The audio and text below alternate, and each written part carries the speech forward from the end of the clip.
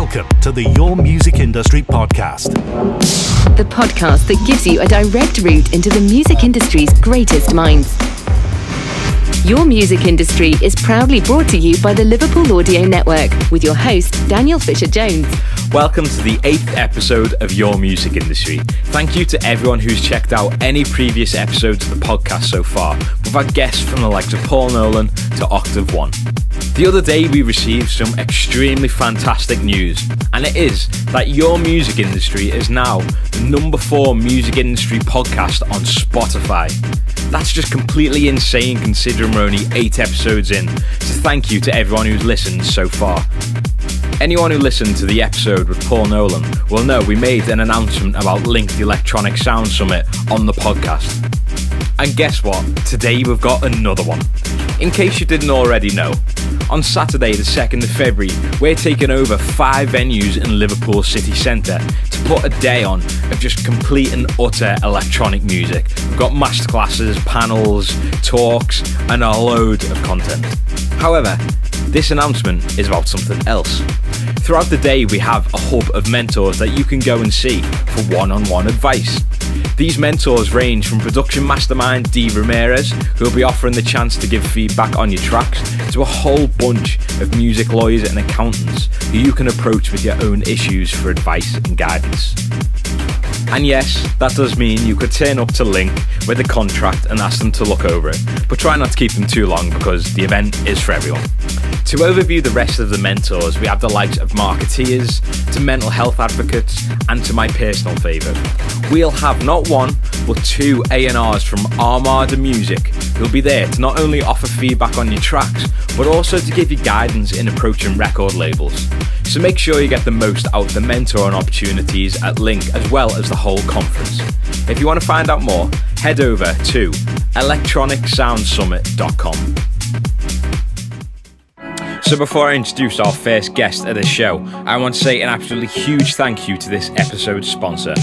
By supporting this podcast, they're supporting your growth as an artist and as an individual. As a creative artist in the world of sound, you need the best tools for the job. Some of those tools will include the likes of VST synths and sound files, aka samples. Splice is the subscription platform for exactly that. With a vast array of over 1 million samples, they cater to every genre and creative spark. Each sample is thoroughly tagged, enabling you to smoothly explore their whole library.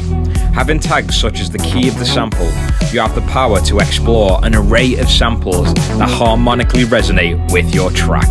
With the filtered search in seconds, you can be finding inspiration and sample files that not only harmonically fit with your track, but are also of extreme high quality. Splice Sounds comes in the form of a monthly subscription, which, for only $7.99 a month, gives you access to this whole sound library. And on top of that, Splice have kindly offered every single listener of this podcast 1 free month. Use the code LiverpoolAudio to obtain your free month, or head over to splice.com/Liverpool-audio. Today on the podcast, we have someone who's been a huge part in creating change in the electronic music industry.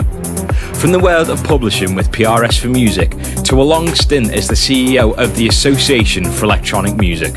Today's guest is someone who, despite being based in Spain, has had a huge impact on at least 2 of the podcast's past guests, those being Paul Nolan and Cusp. Now, as the founder and director of Black Rock Music Publishing, Mark's revolutionising publishing for electronic music, and he's also enlightening artists to the vast income potential of music publishing. I'd like to introduce you to this episode's guest, Mark Lawrence. Welcome, Mark, to the Your Music Industry podcast. Thank you very much for coming down, and I'm really looking forward to this episode. We've got so much to cover. How was your trip to Liverpool? It's always pretty easy. A nice EasyJet run from Mallorca to Liverpool. Always very full of Liverpudlians that seem to enjoy a little bit of winter sun. So, never an empty seat on that flight. That's good. So, the world of Mark Lawrence. It'd be interesting to kind of get an overview of your journey, as I recently just found out you started off in the world of banking and now the music industry. How does that happen? A lot of it are unhappy or semi-happy or slightly meandering accidents. So I grew up in Brighton. I was, just to fess up my age, I was 16 in 1989, which is an important note because that means that in all of my formative musical, social, cultural years, I was on dance platforms around the M25 or in basements in illegal raves. And so that kind of, I was in the middle of dance music really throughout my teens and early 20s. And I went to university in Brighton, did a sandwich course in business studies, and then sort of found myself working at Redland Construction Materials head office in Reigate for about 2-3 years. Did it right, enjoyed it, but wasn't really sure why I was there. And then I left there and took a job in what was then Lombard Motor Finance. And that really appealed to me because it had two things. It had a car, which was great, and it meant I could work from home, which was great, especially if you've been out all weekend. And then that just kind of evolved into a 10-year career in banking, which went from motor finance to business finance to running all of the Abbey National branches in southwest London and lending, people mortgage money for houses in Richmond. And I guess what that did is it unwittingly got me slap bang in the middle of capitalism, which I know sounds like a really bold and random statement to make so early in your career, but the thing about banks is that there's three things that they don't care about. They don't care about customers, they don't care about the future, and quite a lot of the time they don't really care about the staff. And once you get into a management position, that you become acutely aware of that. And if you're in it for the money, that's great because they're going to pay it to you if you work really hard and don't care about any of those things. But if you have a degree, a smidgen of care, then you tend to have an epiphany and go, I don't know why I'm here. So I had that epiphany and I kind of looked around and went, right, well, I've always known what I want to do. I want to be in the music industry, not in a sort of glib, put me on stage and, make me spangly and put the lights on. I just know that that's where I really want to be. And probably a lot of people that had known me when I was really young would have seen that's where I want to be, because I spent most of my time when I was 7, 8 or 9 creating made up bands and mixtapes and tour notes and all sorts of like really detailed, dull stuff. Kind of set me up for publishing. So I opened the Times one day and saw a job advert for senior product manager at MCPS and looking after physical products. And every word in the advert made sense, but none of the sentences did. It's like it was just bizarre. I just couldn't penetrate what it was. Just too many words in there about rights and royalties that would, to anyone on the street, wouldn't make sense at all. So I applied for that job, and I think it was roughly 99 lawyers and me applied. Sharon Dean, bless her, who recruited me, and Debbie Stones, who's still there as the chief legal counsel, were the people that interviewed me, and Sharon had come from Visa, so she immediately kind of recognised this kindred spirit of someone desperately trying to get out of an environment they didn't want to be in. We had some sort of, we were kindred spirits in the sense that she loved spending time in Barcelona, and we were just like, we were much more cosmopolitan, and so we just hit it off, and that was it. I came in. So I then spent 10 years at PRS, which were really interesting years because it went from being your stereotypical domestic-based performing rights organisation, kind of doing what it always did in a solid way, to being stretched and pulled in numerous different ways by the digital landscape, by European, by piracy. Whilst I was there, we saw the emergence of YouTube and Spotify. We saw the decline of CDs. We've seen international licensing. And so by the time I was in my final 4 years as director of membership, the world was transforming around us at rate of knots. And sadly for me, I started to see things that resembled the banking industry. I started to see a lack of duty of care towards staff, a lack of duty of care really towards members. As director of membership, with responsibility for that 120,000 members, I felt like I was their voice into the business. I think the business wanted me to be the voice out. And I was like, well, but we're here, we're a membership organisation, we're here for them. So my job is to explain what we're doing, and if I can't explain it with sincerity and belief, then we get into a sort of challenging position. So I think in the end, I was trying to do the best thing for dance music. We'd launched the Amplify initiative, which was designed to put music recognition technology in clubs and really reach out to the dance music industry in general and get more people published and members of PRS, because set lists from Creamfields are only being handed in 17% at the time, and the language that we were using was really opaque and difficult for people to understand. So in the end, I think as entities, there was PRS with its view of the future and me with a view of my future, and they weren't the same. Yeah. So with their blessing, before that, I set up Black Rock Publishing, and swiftly after leaving PRS, the Association for Electronic Music came in and said, "Do you want to come in as CEO?" So there was a natural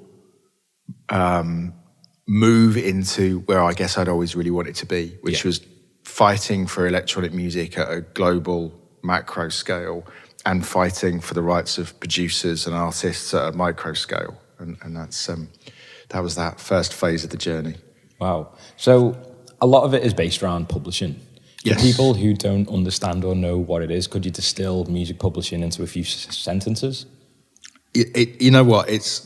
That question is the most asked, and I think for quite a lot of people the hardest one to answer. But where we try and answer it simplest is, if you can hear music, then the performing right is there to monetize, or should be. So if you're in a shop, if you're on a plane, if you're in a club, if you're at a festival, if you're in a car and you can hear music, then the performing right in the musical work is there to monetize. And so the club should have paid a license, the radio station should have paid a license, the CD manufacturer, the streaming service, the download service, the shop. And collecting those royalties is the job of the performing right organisation in somewhere around 260 countries, I think, in the world, or 260 territories. And then the publisher's job is to make sure that all of the data is right in all of the databases and all the payments are accurate for all of the people they represent. Yeah. Then you have the mechanical right, which is also a right of songwriters to get paid for the use of their musical work. But the mechanical right is the copying, is the right to copy. So if you can touch it, the music, which is where it gets a bit weird, but if you can touch the music, then there's a mechanical right. So if you can touch a CD case, if you can touch vinyl, where it gets a bit freaky is downloads, because you can't touch one of those. But obviously it's a copy. Yeah. You also get random mechanical rights, like there's a mechanical right within BBC Radio 1, because when they get the music, they copy it onto their servers, and so there is a copying that takes place. So essentially, if you're making or copying music, then the songwriter's entitled to money from the mechanical right. If it is being performed or aired or played, if you can hear it, then there is the performing right. And then there's the slightly more, not difficult to grasp, but it's the third right, as we call it, which is the neighbouring right, which is where dance music sort of breaks the norms of how the traditional music industry works, which is the performing right in the sound recording. And this is where everything I've just said sounds a bit intense, but essentially dance music producers do a load of things at the same time. And the classical model of the music industry is songwriter sits in room with piano or guitar or some mates and creates a song. Yeah. They may or may not write that song down, and they'll probably pass that song over. In the old world, go back to the 50s and 60s or Motown, there'll be a group of people writing music who then pass that on to recording artists, who then record that music and create a master, who will then release that music with a record label. And in dance music, one person in a basement, in a dark room, listening to one hi-hat for 36 hours before they move on, is simultaneously being a songwriter and a producer and a recording artist. So that whole infrastructure around them in the music industry happens to one person. Yeah. Using all of the phrases and words that I've just used that a dance music producer doesn't identify with themselves, because they're just making a track. Yeah. They're not making a musical work. They're not a singer-songwriter. They're not a recording artist. Those are all terms used for Led Zeppelin or Billie Holiday or the Beatles. That's somebody else's world. And that was my realization at PRS, is that you can't use language that people don't understand if you want them to become members and become willing participants in the performing rights network. And so that's really, I suppose, the underlying driver behind what we've tried to do at AFM, what we've tried to do at Black Rock, and latterly at Centric, is say, let's not use our language, let's use yours. Who are you? What are you doing? And then we'll make sure that we deliver to what you want. Yeah. So just to kind of summarize that, if there is an artist who's making music, it's getting played at festivals, it's getting synced with films, playing on the radio, even made into an actual score, that's all publishing income. Yes. Yeah. Perfect. Yeah. And it is the publisher who kind of collects that for them? It's the performing right mechanical right and neighbouring right networks around the world, like PRS or ASCAP or PPL, all of those organisations around the world are the ones whose job it is to be collecting, with the exception of Sync and a few others. Yeah. And then it's the publisher's job to proactively register everything everywhere, proactively make sure it's right, get all the statements together from all the organisations around the world, check them, bring them all together and turn them into an artist distribution. Because if you leave the PROs, as they're called, the performing right organisations alone, they won't quite get where you want them to get to for two very critical reasons. Is that it is not PRS's job to register the musical works, as they call them, your registrations, your tracks in all the other databases around the world. They don't check everything's everywhere all the time. So, for instance, we brought in an artist from Italy who's a member of the Italian Society. And like so many people rightly so, they go, well, why do I need a publisher if I've been a member of SIAE in Italy for the last 5 years? It's like, well, let me do an audit of how many tracks you've released and let's see how many are on the Italian database. Let's do that first. So, okay, you've released 36 tracks and the database has got 32 on, so you're 4 short, so we can sort that. But let's go and look at the German database and the English database and see how many are on there. German database has got 2, the English database has got 4. So your 36 has moved to 32 before you even left Italy, and has moved to 2 and 4 once you went to Germany and England. So you can see pretty quickly that if you sit tight and assume that being a member of an organisation directly is going to do the job, then it's not going to do the job. And to make sure that happens, you've got to be a member of all of them, which is really expensive, and that's all you're ever going to spend your time doing, and you're supposed to be a producer and or a DJ. So that at the very earliest level, just being a data mining, data correcting, money collecting publisher is enough to be more valuable to a producer than being a direct member of a society. But then the next level is the creative. Yeah. And the next level is saying, right, now we've got your music, what we're going to do is pitch you for sync, pitch you for collabs, pitch you for co-writes, pitch you for in-store music programming. And that's when that next level comes, because that's simply what performing right organisations do not do. Yeah. So for me now, their role has shifted, or maybe it hasn't. Maybe it's just how everyone understands them has shifted. Their job is to license and collect in the territory that they're in and pay to publishers. And then publishers will make sure that that amount of money is right and then push forward into the more proactive, creative aspects of the music industry. Okay. So recently there was news with BlackRock that BlackRock had taken a stake within Centric Electronic.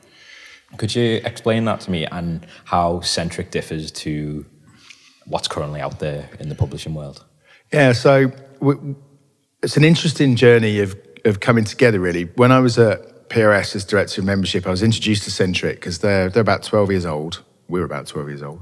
And kind of introduced them as a problem child almost, because they were doing things differently and pushing against the policies of PRS in a way that no one had done before. 28-day deals and kind of registering gigs on their behalf and all sorts of things they were doing. So I came up to meet Chris and the team. And I think it'd be interesting for Chris Meehan to articulate it, but I think he was nervous because up comes Director of Membership to have a chat. And I just found them very similar to businesses I'd worked in when I was in my finance world, which was third-party businesses that were generating scale and finding all of our weak points. And I was like, well, look, the weak points you're finding are great, because now I know what I've got to change to be better for mass singer-songwriters rather than the high end. So crack on and keep going.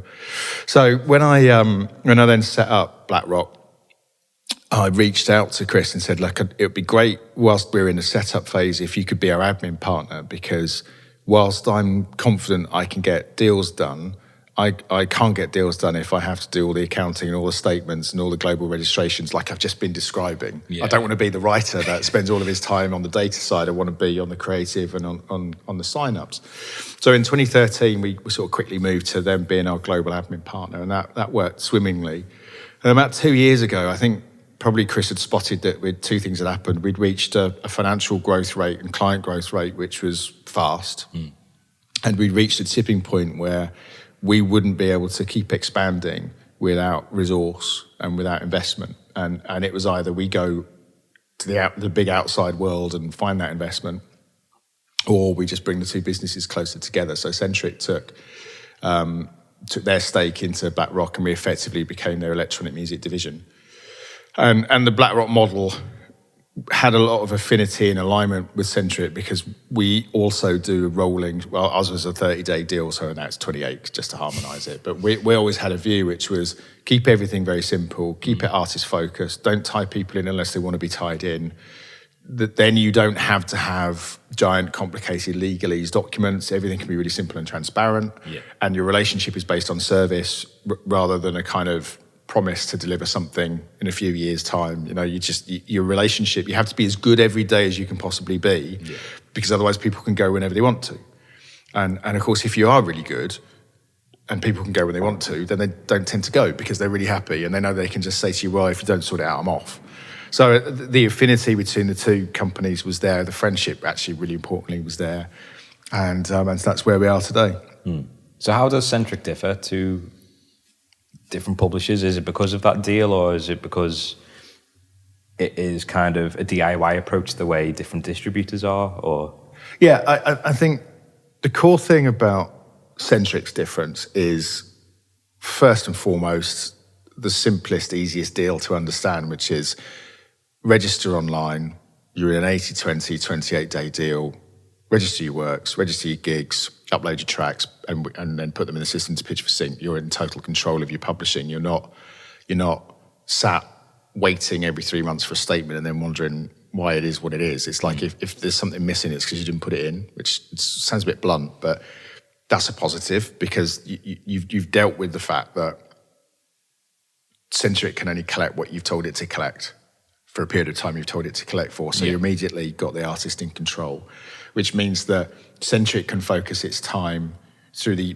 use of its powerful systems on all of those global registrations, all that global tracking, all the kind of data management.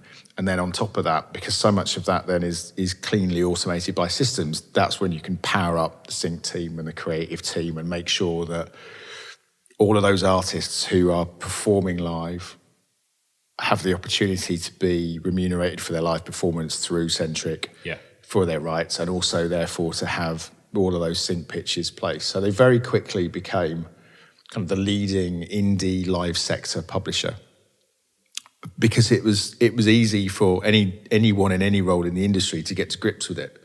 If you're a manager, you could sign up on behalf of your artists and manage that. If you're the artist, you can go in. If you're a songwriter at home, you can do it. It just fitted everybody's needs at the time that everybody was really getting very used to managing their life online. You know, online shopping, online banking, online. You know, online 12 years ago, online was that's what you do. Now it's like you wouldn't do it any other way.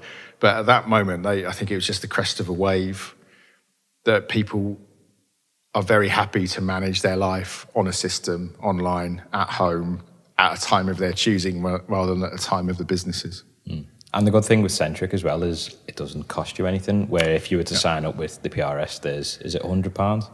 Yeah. And I think that was always the initial tension between PRS and Centric, if I'm honest, which was that you don't pay up front to join Centric. And I don't think they ever said it directly, but like all publishers, you don't have to be a member of a PRO if you're published. That's just the reality of it. If you are a member of a PRO and you're published, that's cool as well, because half of your performing royalties go straight to you from the PRO and the other half go to the publisher.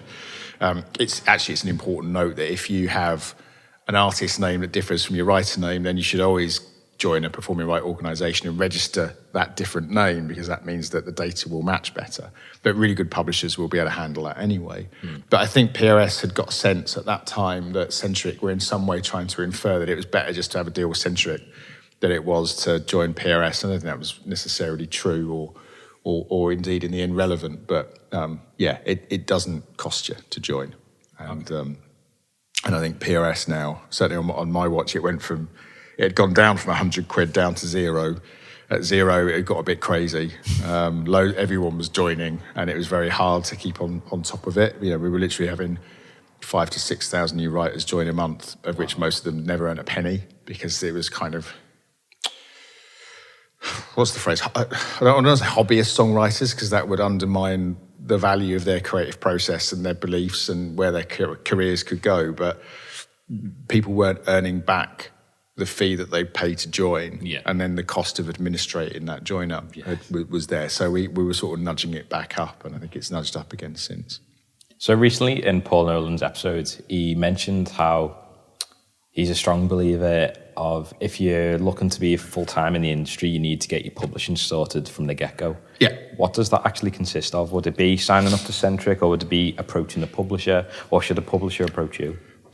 I think the great thing about systems like Centric and Centric Electronic now, which is kind of like the love child of BlackRock and Centric, is that you can go online before a deal is signed, before a label has released anything, and put your musical works in, put the audio files in, and begin your career as a songwriter or producer, or however you want to describe yourself. Yeah. And I think that's really important, because if you're also playing your own music out, then pre-deal, you might do a DJ set at a licensed premise, play 10 of your own tracks out, see how they go, and those are then claimable. You know, you can then put that set list in and that gig in and get some money back. It might be £3.70 or £5 or £6.22. That's sort of irrelevant. It's the beginning of the process of being a songwriter and having a career that has money come back for the work that you've done. Equally, and it's not uncommon, you might create a piece of music that is the perfect fit for a sync, and you don't need to wait for a label or anything else for that to happen, because you still own all of the rights. So the earliest you can connect with professionalizing the songwriting aspects of your career, the better. And also that means that the more familiar you get with how to administer your publishing, the closer attention you'll pay to pieces of paper put in front of you by managers and by labels in future, because a lot of people will try and grab your publishing. They'll try and take a slice because margins are tighter and life is much more difficult now in a very online music industry. And so more businesses try and grab more rights and more money. And I would always advise artists, producers, songwriters to have their eyes open and their attention to detail switched on when it comes to contracts. And I'm not saying don't sign single tracks to labels, and I'm not saying don't do these things, but I'm saying do them with your eyes open and do them knowing you've done them, and make sure that nothing you ever sign leaves you unhappy later. So Paul's absolutely right. You know, get all this locked in and done, because the one thing that's definitely yours is the songs that you've written. Because when you sign them to a label, the sound recording is the label's, it's not yours anymore. You lose the rights. Once you sign that contract, they're gone. But those songs will always be yours. Okay. It was interesting on that point. I think it was a blog article within Centric's blog about how much you can get for, say, a set at Leeds, or how much does that consist of? To say, getting a track on BBC Radio 1 at, say, maybe a peak time, or how much could that consist of? I mean, they make it beautifully different now, because the policies tend to change every year. So, I mean, I think 10 years ago, a minute on Radio 1 was about £32, which is a gross figure before the publishers take the cut and you divide it up amongst the various writers. But if you assume that it's one person wrote 100% of it, now I think Radio 1, it might just changed again, it's about £13 a minute. And that's just from publishing. There's also the neighbouring rights income from it as well, but they don't publish those rates. But you can expect to get kind of, it's like 30 quid a play.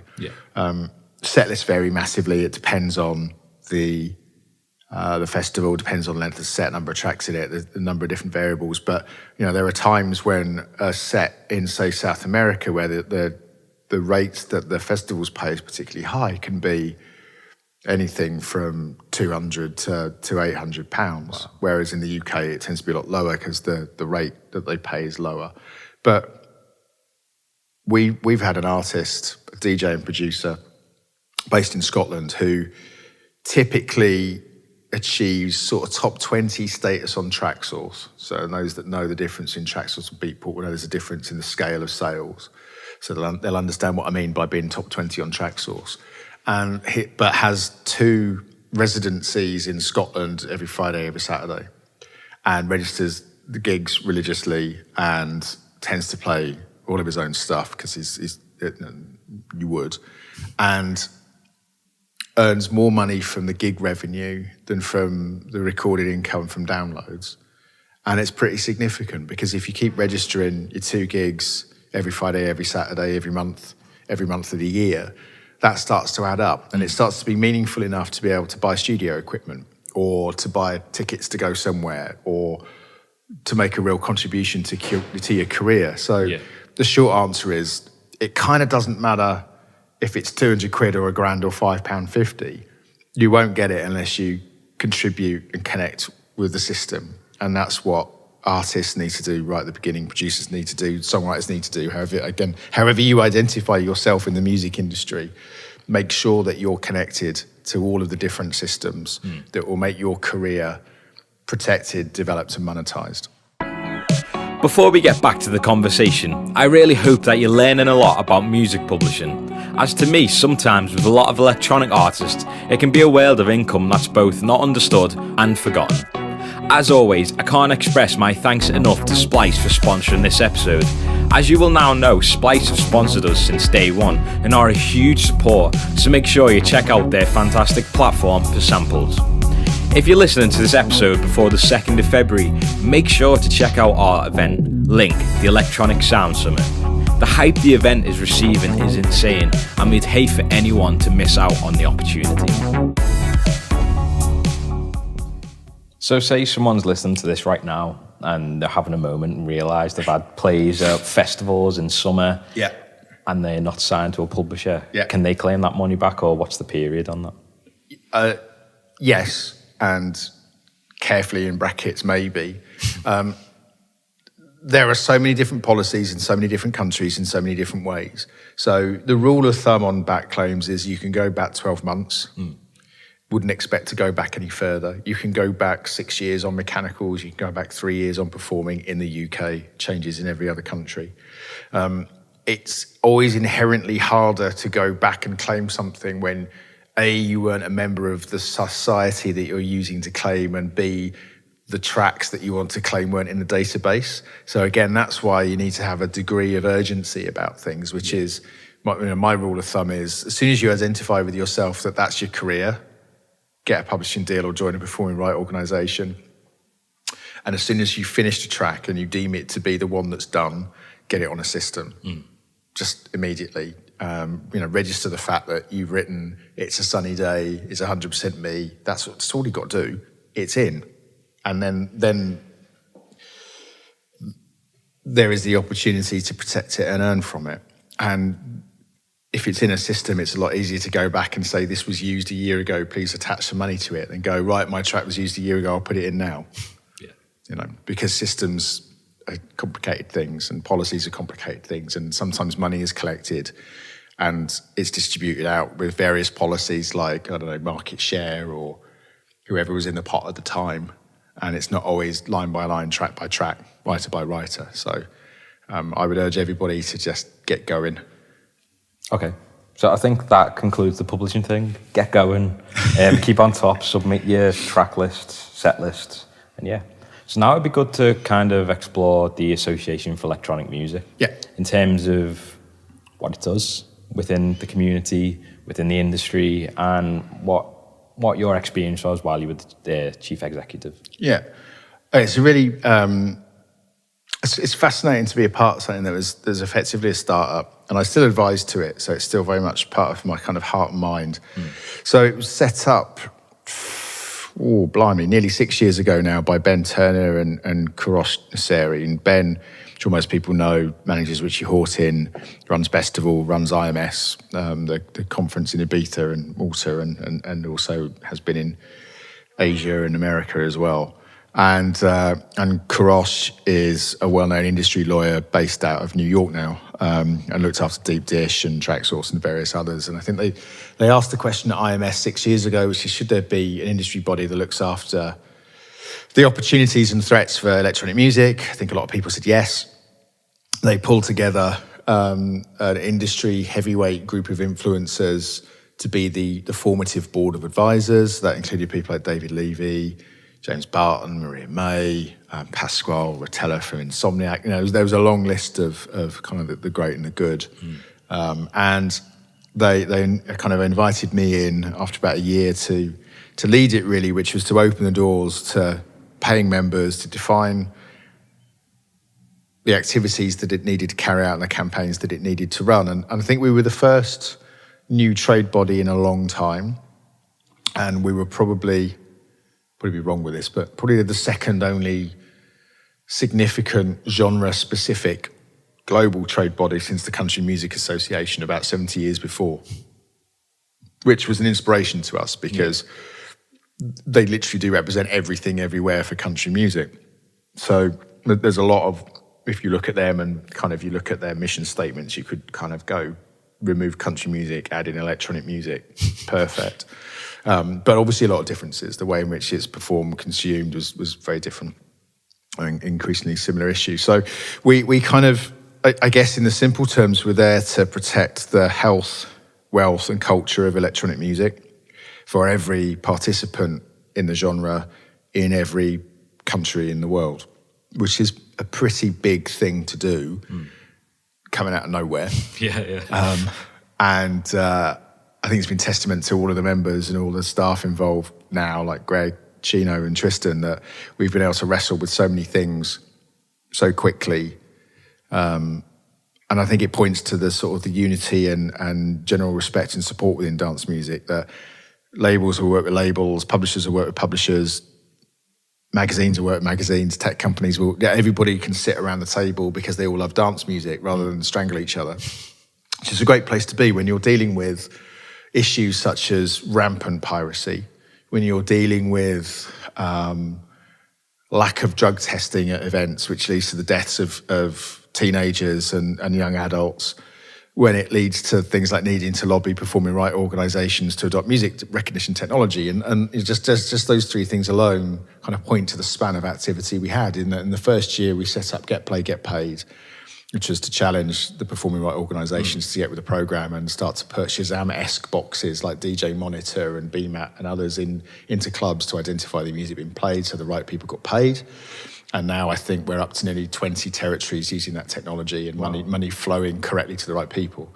That's been transformational in a relatively short space of time. We've done that in 4 or 5 years. Anyone that knows performing right organisations knows that they can't often make change that benefits themselves in a 4 or 5 year period because they're quite necessarily cumbersome machines because they have to deal with so many different things. So it's not criticism, it's just things don't go quick. They're not agile organisations. At the same time, in that first year, we were seeing drug deaths in everywhere from France to Holland to the UK, and particularly in North America. And North America was really challenging because you had this amazing tidal pressure of a kind of supersized approach to dance music through the American entertainment culture of how agents work and how everything's bigger, and let's make it as big as we can, let's get the audience as big as we can, let's make festivals as big as we can, let's make it bright, let's make everybody, this is big, this is entertainment. Yeah. It's an entertainment mentality to what had always been everywhere else in the world, an underground music genre. So whereas in the UK, you would be more used to consuming electronic music in a 200 to 500 to 750 capacity dark club where you couldn't see each other. In America, all of a sudden, this was 100,000 kids in a festival at 2 o'clock in the afternoon, in the middle of the summer, in 40-degree heat, wearing multicolours, going crazy. Yeah. And this was no one had kind of, not no one had prepared. Of course, people had prepared, but there was a law of unintended consequences, which was you were bringing together a dance music community that had got a lot of hand-me-down knowledge about how to take care of yourself. Yeah. You had, as you do in every genre, I mean, in nearly every genre, 50% of the people in every crowd have consumed something. If it's jazz, rock and roll, heavy metal, like the second biggest consumers of narcotics at events is heavy metal. It's 3%, I think, less than dance music. So let's not make drugs out to be a dance music thing. It's like couldn't be further from the truth. But what you brought together is a massive pop audience that wanted to go to a festival and have an amazing time with their mates. Loads of 18 to 21-year-olds just want to have a cracking time. That's amazing. You've got hardcore kind of veteran, ravers, electronic music fans, party goers, whatever you want to call them. And then you've got the inevitable undercurrent of people that want to profit from that, who aren't officially part of the festival, i.e. dealers. So in that world, and then you've got heat. Yeah. You've got scale, you've got heat. And so what you start to get is kids overheating anyway, drinking, not hydrating. Just before you even get to drugs, you've got people dancing for hours with their mates, not taking shade breaks, not taking water breaks, and expecting to come out of that healthy. No one could do that. Ask a tennis player. Yeah. You know, you can't run around for hours without looking after yourself in the middle of the US Open. So then if you bring in alcohol and other drugs, you amplify it again. And then what you also had was a very different level of purity in North America, being very specific. So you were having kind of bath salts. You were seeing a lack of education. You see things like the Rave Act, which was kind of the Republicans against, you know, ecstasy, and you had all these kind of prohibitions against information and drug testing. So any event that introduced leaflets or processes or methodologies at their events to manage the way people or educate people where they were consuming drugs would have latterly been deemed as something that you could be taken to court over, because it meant that you were endorsing drug use, which is an alien concept to most Europeans, which would be, well, we know it's happening, so we better make sure that people who choose to do that are informed about the safest way to do it.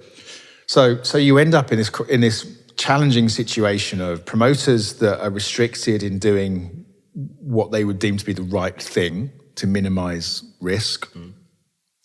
You've got kids who are being exposed to things that are alien to their scene normally, and you've got heat, and you've got scale, and you've also got a very conservative culture anyway, as we can see from kind of the US at the moment. It's you know, without being too risky, it's not progressive culturally everywhere. You know, pockets, New York, you know, Detroit, LA, San Fran, etc. But core America is a typically conservative country, and so you were seeing multiple deaths. And when you've spent time with mothers who've lost sons and daughters, and you realise the depth of the issue, it becomes quite life-changing. And so that cause in that first year of, on one hand, sort of driving a very commercial campaign, on the other hand, driving a very health-driven campaign, or at least helping people bring it to the fore, summed up AFEM. And why I think it's such a powerful organisation is that we're trying to ensure the long-term health of the commercial aspect of electronic music by professionalising and monetising, and on the other hand, the health of the audience and the health of the participants in the industry.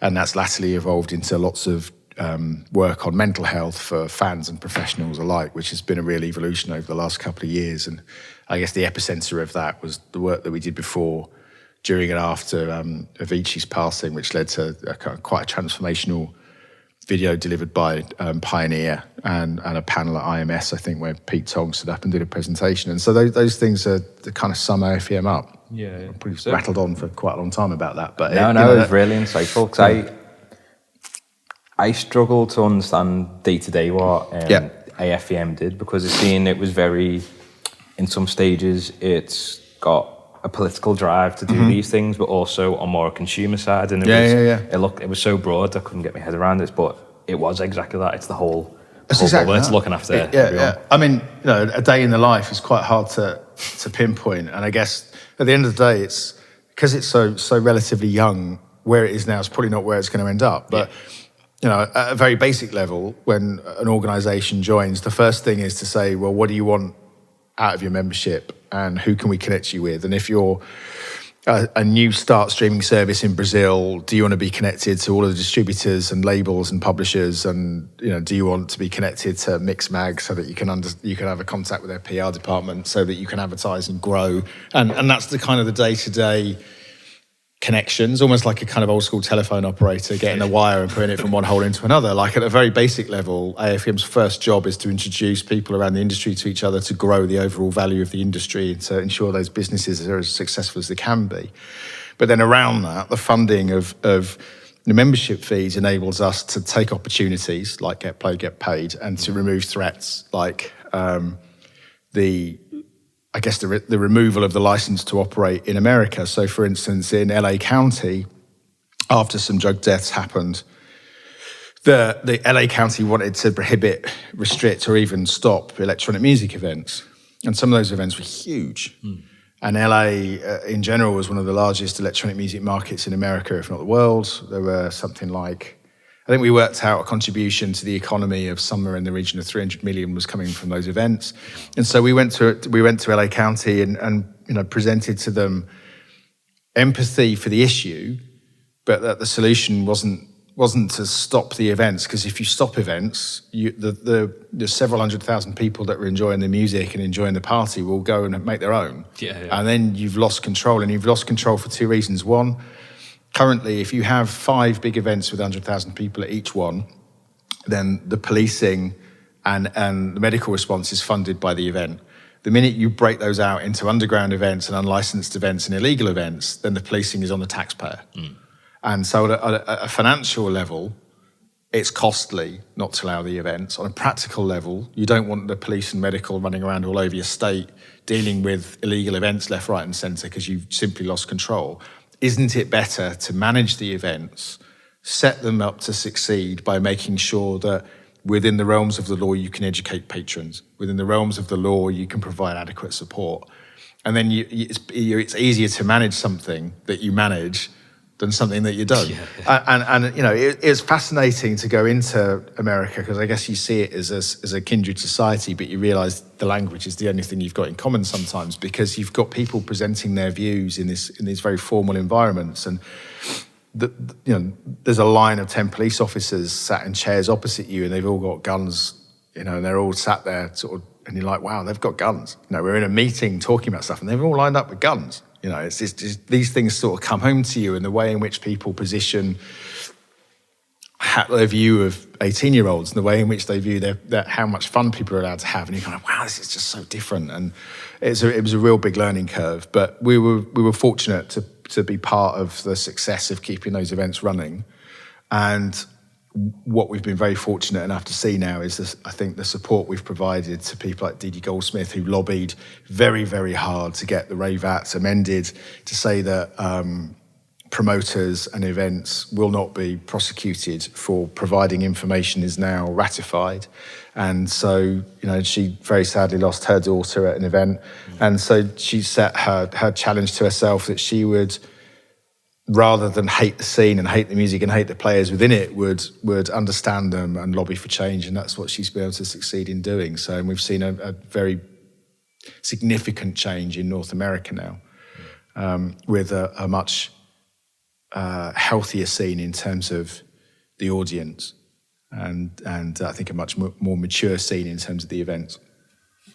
Well, on the topic of awareness and perspective on drug culture, there's a lot on mental health recently as well, especially at ADE. There was a lot of panels on it and a lot of interesting discussion. During the AFEM panel at ADE, I learned that you have some really interesting kind of approaches to well-being, wellness, and your own kind of lifestyle.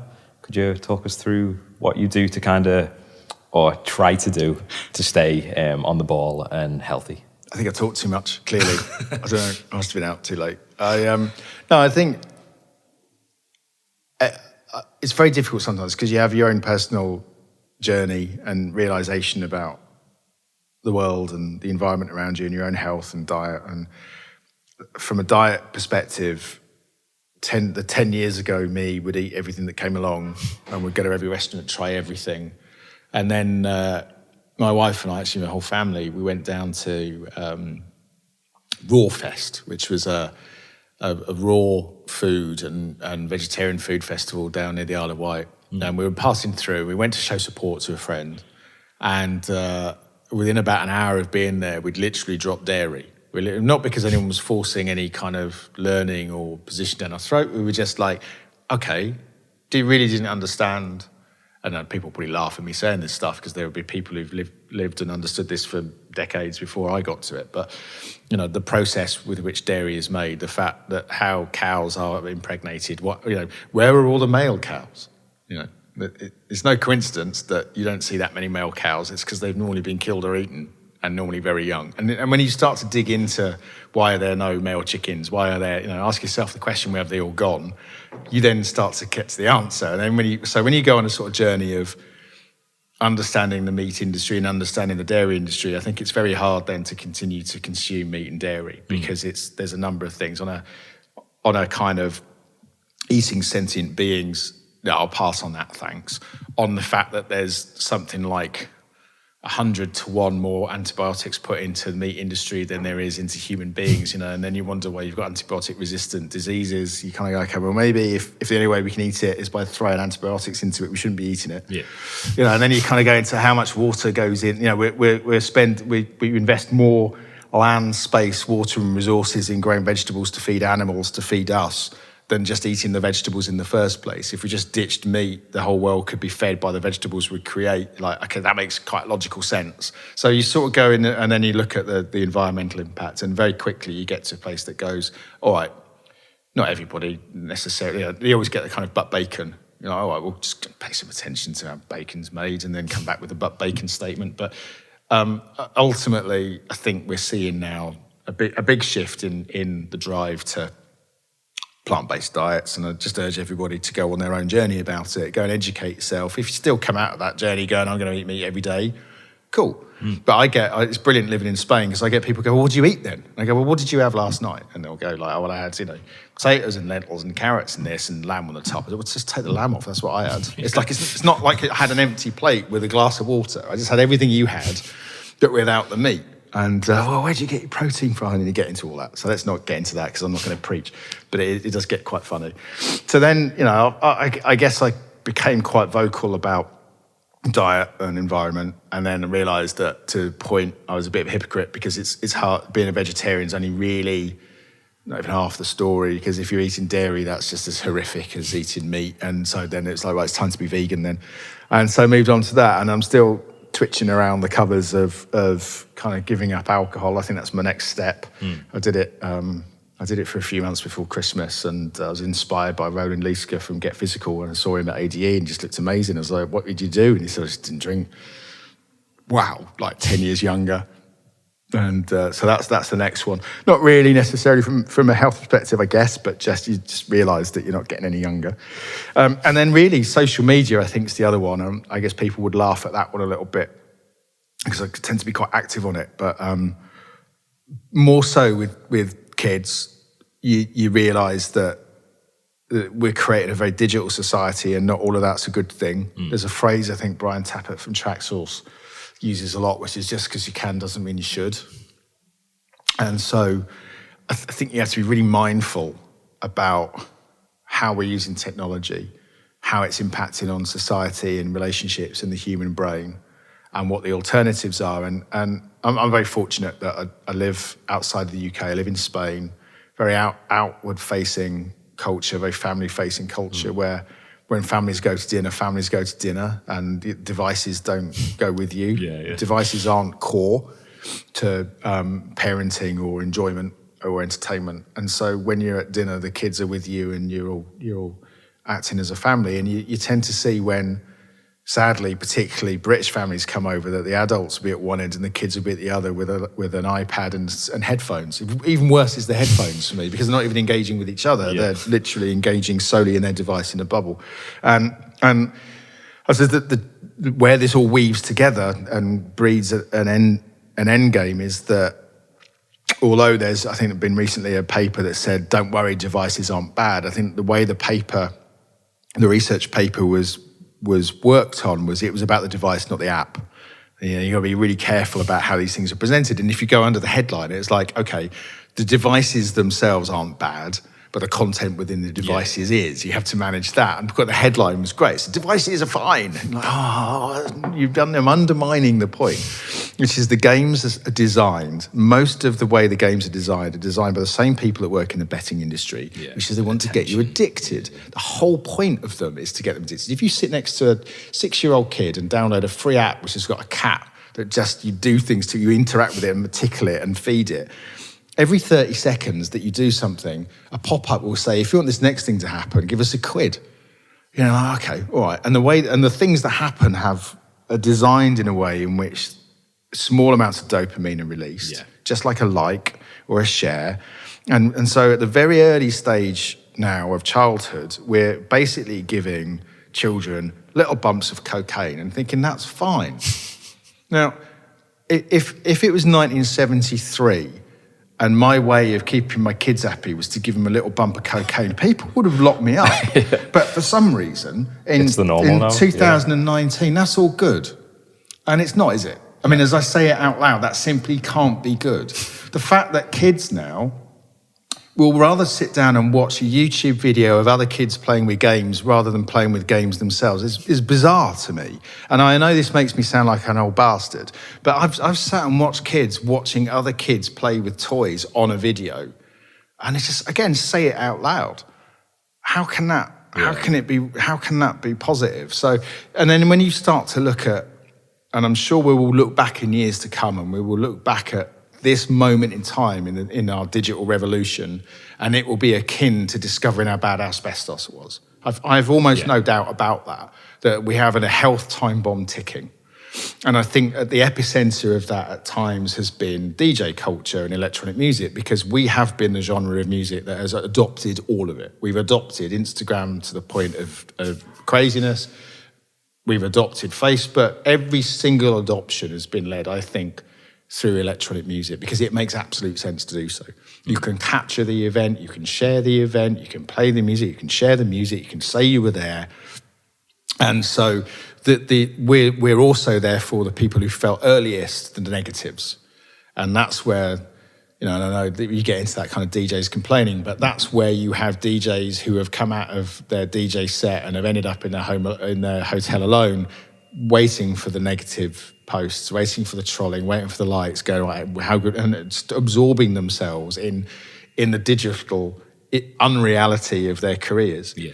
And Ben Pearce, I think, was probably the first brave person to speak up and go, okay, I've got to check out for a bit because I'm killing myself because I'm living in this world that's not real, rather than just being a DJ or being a producer, and fair play to him for sort of lighting the fire on that. But if you weave it all together, that's why I kind of say there's a time bomb ticking, because I think we have a responsibility to our children to navigate them through their digital growth and allowing them to just grab an iPad at breakfast or have it at the dinner table when they get home is not the way to do it. Now, I'd love to be wrong. Yeah. But I think intuitively I'm not. I think it's just a tool and a toy like anything else is. And as I say to my kids, the more you moan, the less you get. Just to look at that neurochemically, though, other than dopamine. Yeah. When you are interacting with people, joining the community, you're getting oxytocin, you're getting endorphins because you're active, you're getting serotonin. Yeah. When you're just stuck on your phone, it's just a drip of dopamine, which yeah, neurochemically isn't good for your own well-being. It's not good, and just for your own personal development. When you talk to people, when you build your own community, your self-worth goes up. But if you're just stuck on an iPad, it can be deadly. So. But and also even if people engage with you on social media positively, it's not real worth. It's not you're not contributing to anything. And I think what's the thing for me that embodies it is Brexit. Not because I want to get into a Leave Remain discussion. We could do another one on that. But it's the fact that it's consumed social media. Yeah. And I annoyingly allowed myself to get dragged into it in November and early December, because I don't know what had happened, but it had sparked off, and there were a few people in the community that were posting stuff, and I found myself correcting them or just sharing facts that were kind of going like, this is your position, but this position isn't real, because if you dig in, it's this, and there's no such thing as an unelected person in the EU, because there are these things called elections for our EU MEPs, and chances are you didn't vote for your MEP, so you don't realise it's their job to vote in everybody else in the European Parliament, and actually it's a fully democratic blah, blah, blah, and you kind of go, and then all of a sudden you realise you're sucked in, and you're having arguments with people that you don't know about things that you don't necessarily always fully understand, or you think you do, and then you're like, well, what am I actually achieving? Why this last hour that I spent arguing with somebody that I never met about what's true and what isn't about Brexit. What have I done? What have I achieved? What's better now that I've done that? Am I going to in any way influence the outcome, or should I actually be engaging in the real world and doing something there? And it's so I kind of what I've done. I don't need to be in this place. I'm not achieving anything. But what I was doing was feeding numbers and feeding content and feeding algorithms and feeding a monster that's kind of parasitically living off my negative energy, just turning into a hippie. But it's like, you know, that, and I realised I was getting angry. And then you realise that my anger's spilling over out of social media into reality, and that it's influencing my relationships with everybody else, because now I'm getting off Facebook and I'm being angry about the thing that I was ranting about on it. And then you go, oh, whoa, and you have to just stop. And if that's just an example of me on Brexit, imagine how producers and DJs and artists and singers and songwriters and ultimately kids feel from their experience of it. And like I say, from the most professional, well-managed participant in dance music getting negative or positives on social media through to kids' first experience with Instagram, if I, with all the things I believe and understand about it, can lose touch with myself just by having a ranty few days about Brexit, just imagine how you feel as a kid that wants to be loved by all the friends and wants likes on my latest hairdo, on my makeup, on my clothes, or look at, you know, the latest thing that I did on a football pitch. And that's why, yeah, I just think I have to be really careful, really careful. So you may have already answered my next question, but before the final question, I'd like to ask one thing. So looking in, say, 3 years' time, if you were to see one change in the music industry, what would it be?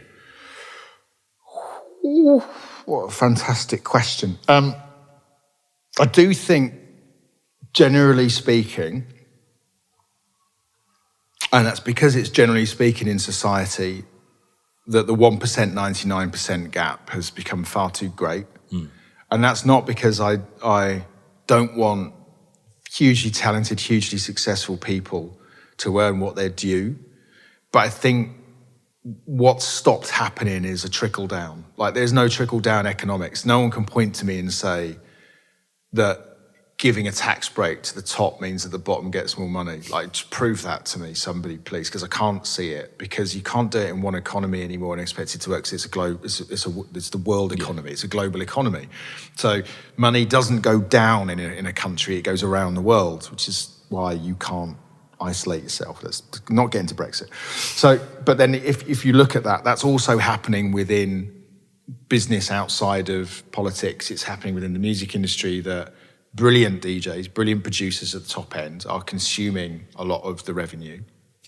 And we need to put mechanisms in against, this isn't about saying, you know, you guys don't deserve it, you guys shouldn't earn it, or girls. This is about saying we need to make sure that we have a fair ecosystem and that the rewards for activity are there at the start of a career, not just at the top of a career. Yeah. And that's fundamental. We've lost mechanisms, or need to install mechanisms that ensure that new start producers, artists, performers have a fair chance, because otherwise what you're going to get is a very, very homogenized, algorithm-driven, safe, uninspiring music industry that you could almost allow a computer to make for you. So I want risk back. I want change back. I want friction and disturbance and madness back. You know, I want darkness and anger. I want to hate stuff. And that sounds really ironic, but like, my kids aren't supposed to like the same music as me, because my dad didn't like Frankie Goes to Hollywood. Like, he really didn't like Frankie Goes to Hollywood because he knew what they stood for, and I wasn't really sure yet, but now I understand it. But, you know, in the same way that the generation before with punk, like, you're not supposed to like the same music. I really believe that. You're supposed to go, oh, blimey, the stuff my kids are listening to, because it means they're pushing something. Yeah. They're pushing fashion, they're pushing music, they're pushing boundaries, they're making a statement, and those statements have gone. So what's my hope for the music industry in 3 years' time? It's that we kind of mechanically and as an industry bring the gap between the top and the bottom closer, so that there are careers that can be made, that there's less people doing it as a hobby because they have to have a day job to be able to fulfill the rest of their hopes and dreams. And that we're able to do that also because we can break out of the sort of homogenous nature of where music consumption is going. And I appreciate, as I say it, that people can throw some really strong rocks at what I'm saying, because it sounds like I'm kind of dissing, but I'm not dissing. I'm just aware that we need to go back to being brave a little bit. And I think, and I can see why it's hard to be.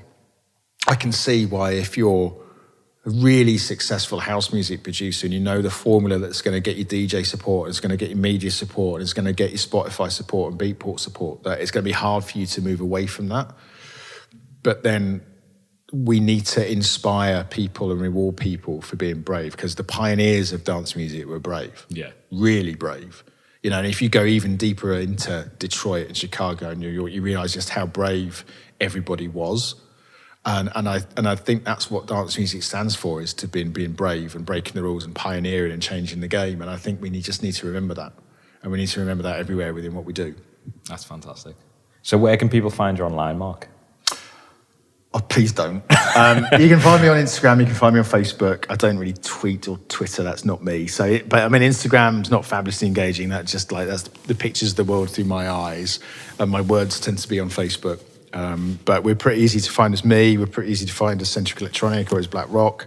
I think my Facebook account is Mr. Mark Lawrence. So that's start there and then kind of go on a spying journey to find the rest. Well, thank you very much, Mark. It's been really insightful. It's been really interesting. A lot of nuggets on everything from mental health to drug culture to even Brexit. So, thank you. Thank you very much, Mark. I should listen back with fear and trepidation. Thanks, Mark. Brilliant. So unfortunately, that does mark the end of episode number 8 of Your Music Industry. So what did you think about the episode? Make sure to let me know on social media with @LiverpoolAudio or #YourMusicIndustry. Once again, I can't stress enough how amazing Splice have been in the process of sponsoring Your Music Industry. If you're a music producer or sound artist who uses samples, make sure to head over to splice.com/Liverpool-audio to get your free month on the platform. As always, I'd like to say a huge thank you to you for being a part of the Your Music Industry movement and story. Make sure to share this episode with anyone who you think will benefit from it. And until Monday, stay active and creative, and I'll see you then.